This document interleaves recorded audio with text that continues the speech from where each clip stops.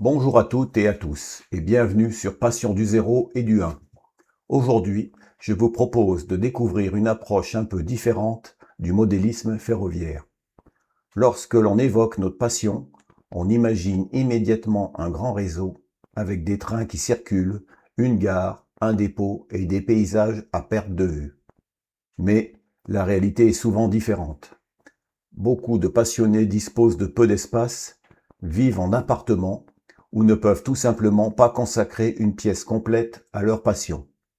Certains même attendent la retraite en espérant disposer enfin davantage de temps et d'un local dédié pour construire le réseau dont ils rêvent depuis des années.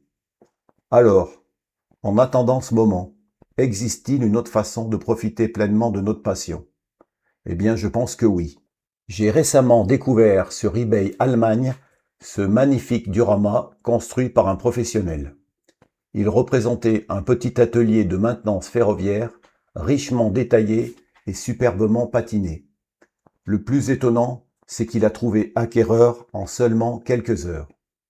Cela montre que ce type de réalisation est particulièrement recherché.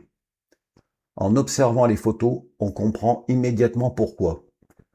Les bâtiments portent les marques du temps, la végétation reprend ses droits, les essieux déposés au sol, la grue, les bouteilles de gaz, les armoires électriques. Chaque détail raconte une histoire. On n'a pas simplement construit un décor, on a recréé un morceau de chemin de fer. En réalité, ce concept n'est pas nouveau. Les maquettistes utilisent des dioramas depuis des décennies. On en trouve dans toutes les échelles, HO, 0, échelle 1, mais aussi dans le modélisme militaire, automobile ou les figurines. Le principe reste toujours le même. Créer une scène réaliste qui met en valeur le modèle sans nécessiter un réseau complet. D'ailleurs, Loco Revue avait organisé il y a quelques années un concours de diorama aux dimensions imposées.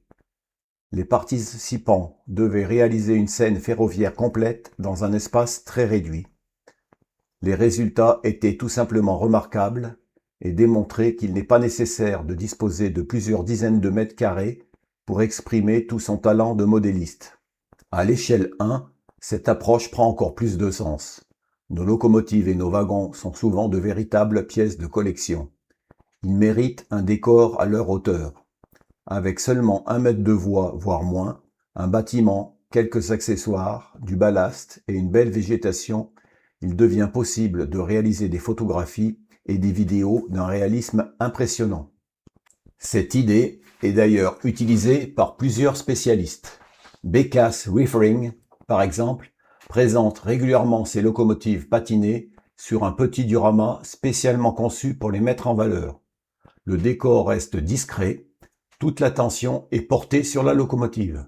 Le résultat est spectaculaire. Ce qui m'a également beaucoup intéressé, ce sont les photos de la construction de ce diorama.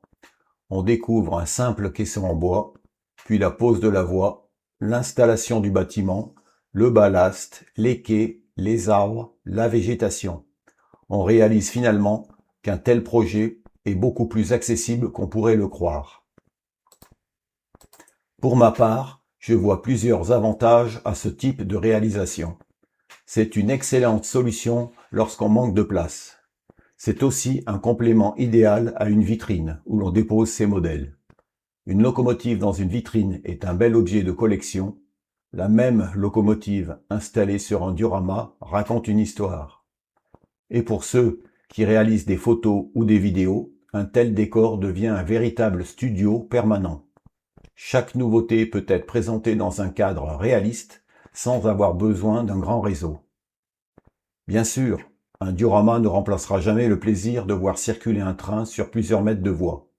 Ce n'est pas son objectif. Il offre simplement une autre manière de vivre notre passion. Et parfois, c'est justement cette solution qui permet de continuer à pratiquer le modélisme en attendant de pouvoir construire le réseau de ses rêves. Finalement, je pense que ce type de réalisation mérite d'être davantage connu.